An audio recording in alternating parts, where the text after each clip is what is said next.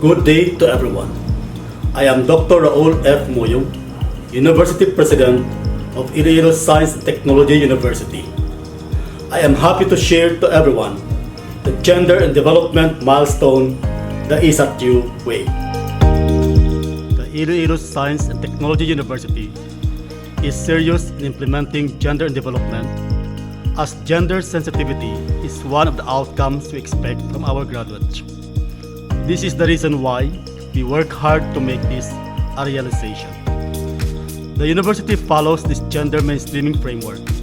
We have 3 programs, namely Capability Enhancement, Consciousness Raising, and Support to Students, all geared toward attaining a gender-responsive curricular, research, and extension programs in the university. The Capability Enhancement programs serve as the backbone of our GOD implementation. We firmly believe that we cannot give what we do not have. Developing and enhancing ourselves must be done first in order for us to be effective in creating an impact to the lives of the university stakeholders.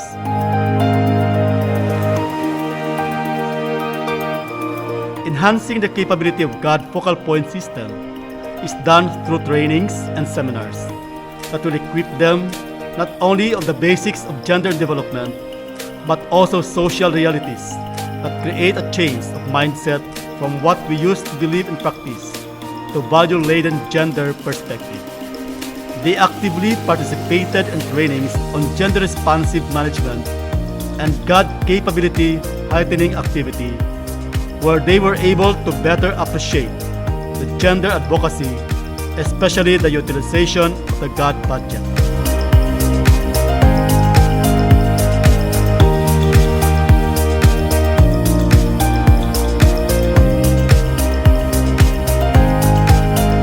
Gender Focal Point System Technical Working Group, or we call it the GOD Core Group, in the 5 campuses of the university, continuously enhances its capability through a lot of activities like GOD learning sessions, action planning, genderized team building, and benchmarking activity, where we realize that we are moving in the right direction.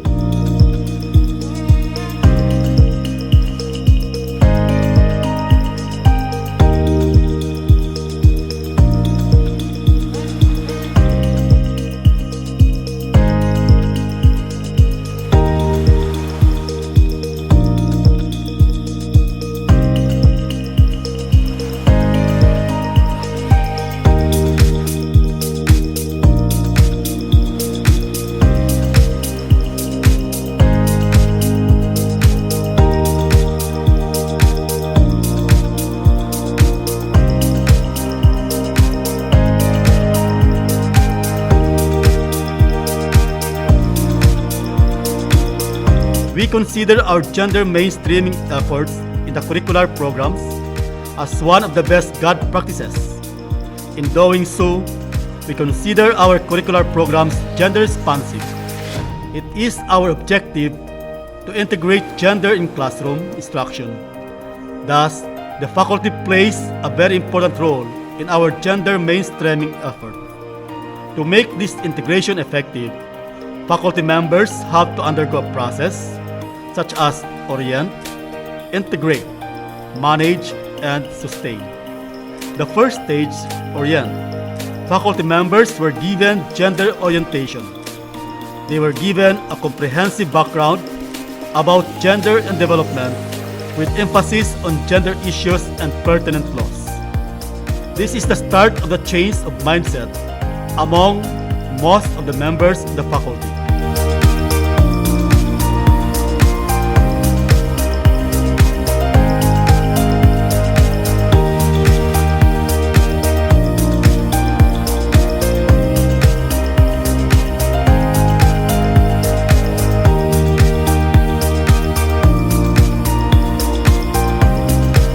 The next stage is integrate, where faculty learn to integrate gender in classroom instruction across disciplines.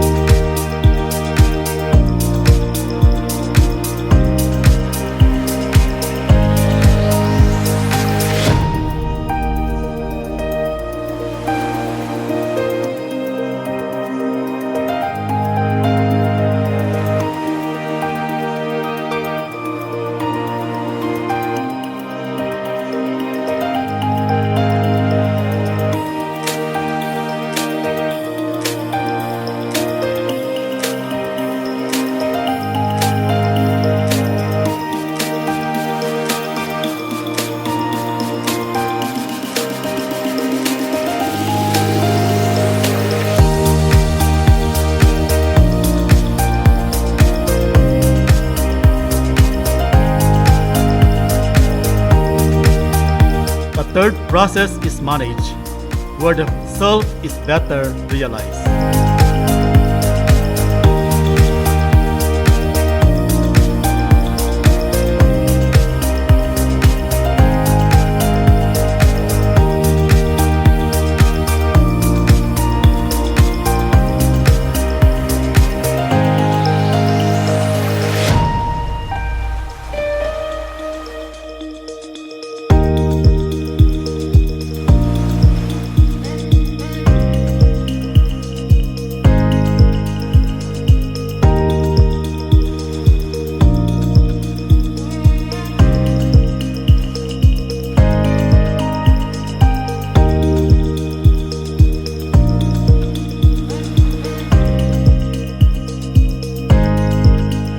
And finally, sustain. This is keeping the fire burning. How do we sustain it? We consider integrating a 3-unit course on gender and society into all academic programs offered by the university, a major accomplishment. Through this, we are certain that students will have a full understanding of gender issues and concerns. Another way of sustaining it is through gender researches.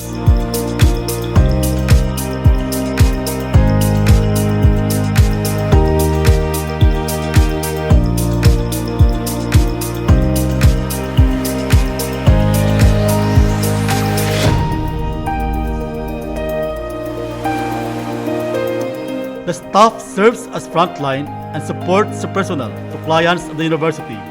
Gender sensitivity in dealing with the university's clients is ensured. We do this by developing their capability to deliver gender-sensitive services to clients through gender orientations and trainings on gender-responsive government service.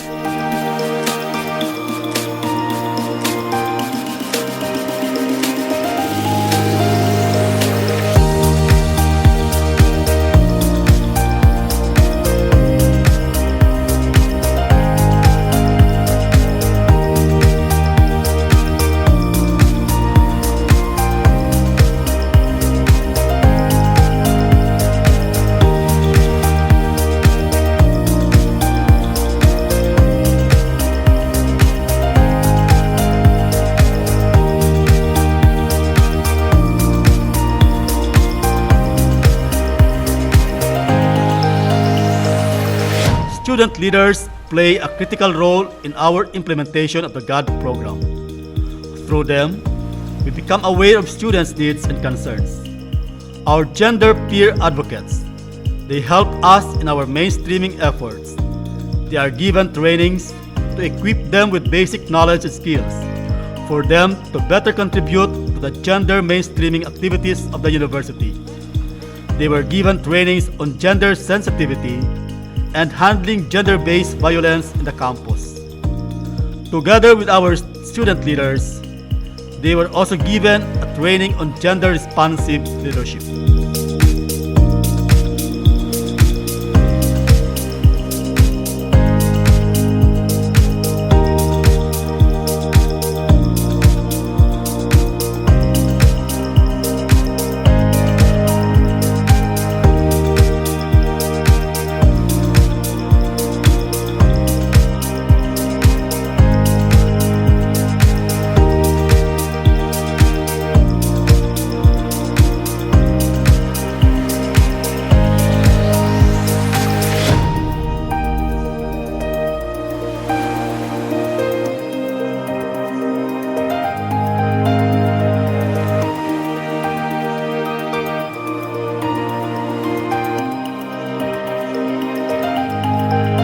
Our consciousness-raising program makes it possible for a widespread dissemination of the GOD advocacy. We do gender orientation to students residents of our dormitories, student assistants,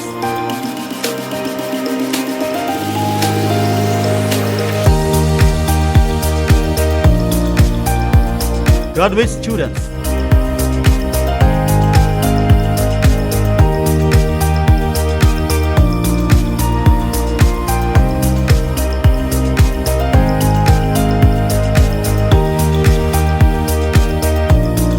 on-the-job trainees,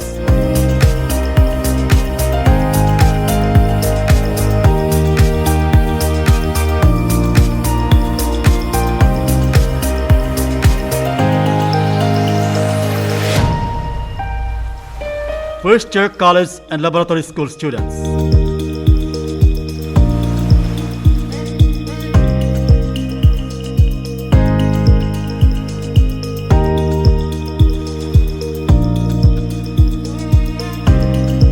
Lectures on various gender concerns like teenage pregnancy, mental health, HIV and AIDS, breast, cervical and prostate cancers are also provided.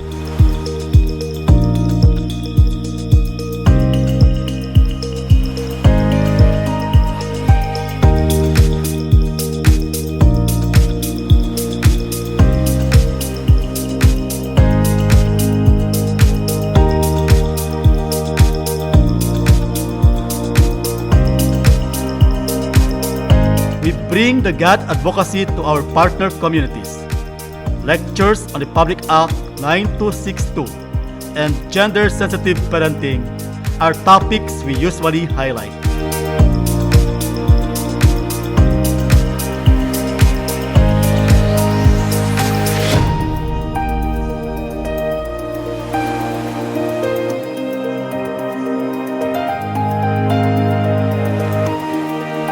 One of the best and effective ways of making this consciousness-raising program work is through the gender-related observances like the 1 billion rising.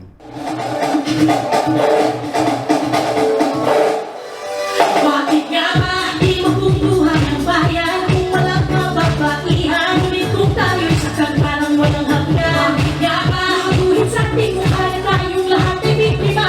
Nagalupitan, karahasan, pilit tayong dinadapa. This year's 1 billion rising is a significant milestone in the history of Iloilo Science and Technology University. Ito na ang ating panahon. Itaas ang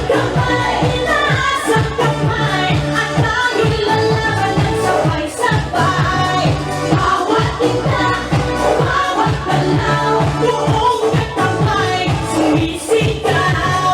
Balon, balon, ito na ang ating panahon. Isang bilyong babae ang mabangon, ito na ang ating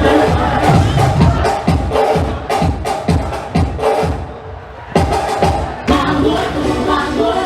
No one can put us down, no one can hurt us now. Rise up, rise up from the ground. Bangon. We celebrate women's role in society with various concerns like women in technology and women in climate change.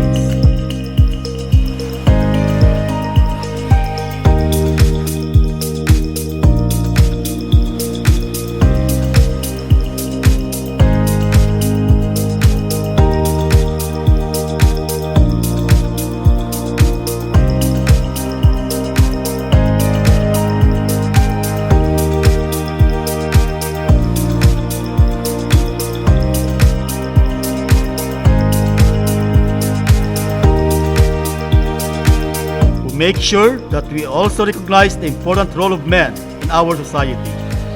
We have our Araw ng Kalalakihan.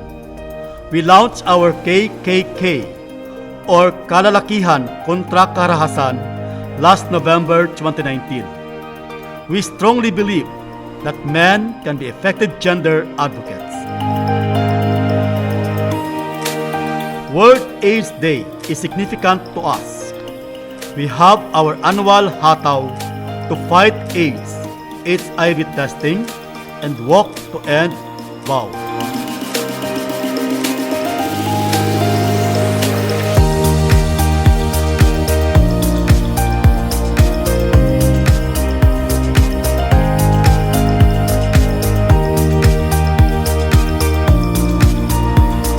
The high point of the celebration is the 18-day campaign to end violence against women.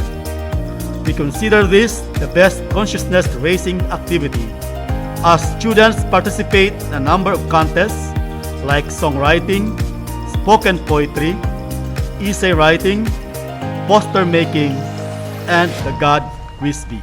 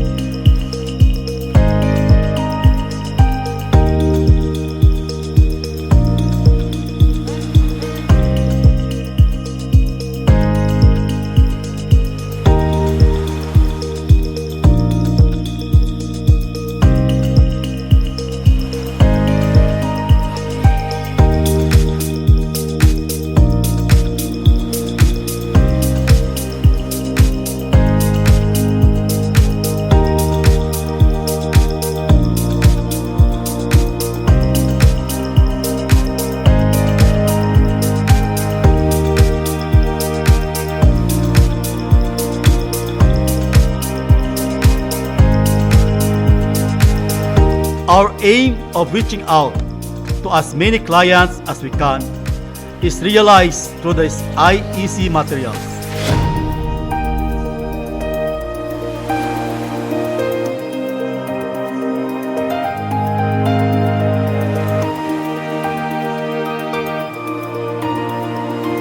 Support to Students is another gender mainstreaming program of ISATU.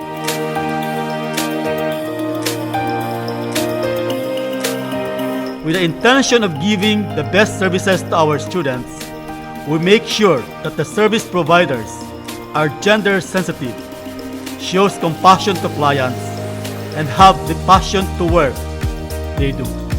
They were given a training on gender responsive student services and handling sexual harassment cases for members of the Committee on Discipline.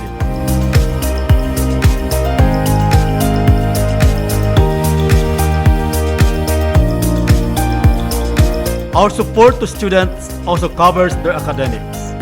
Sex desegregated data as our basis. The university conducts academic enrichment and tutorial classes.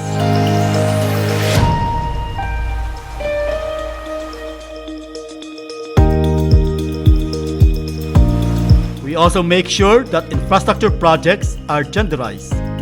That is, we consider the needs of women, men, LGBT, the PWDs, and the elderly. Genderizing these physical facilities help us ensure that people of all genders are best served by the university. Our physical facilities help us not only to cater to the needs of our personnel and clients, it also aids us in attaining more than 5% GAD budget requirement of the law. Subjecting our facilities to the harmonized gender and development guidelines, in addition to the numerous GAD activities that we have conducted, help us secure PCW's endorsement of our GAD plan and budget and approval of our GAD accomplishment report.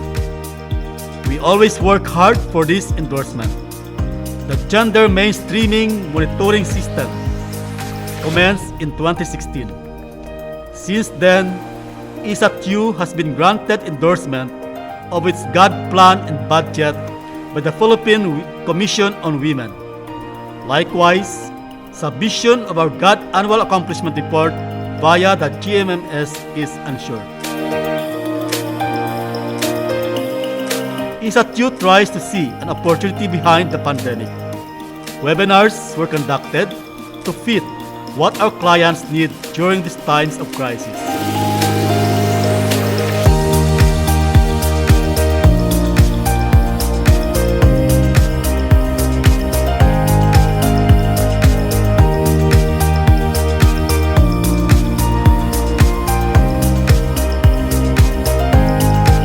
A learning module for the Gender and Society was made available to students taking the course this first semester of academic year 2020-2021. The module was written by faculty members teaching the course and made myself available during its presentation and critiquing.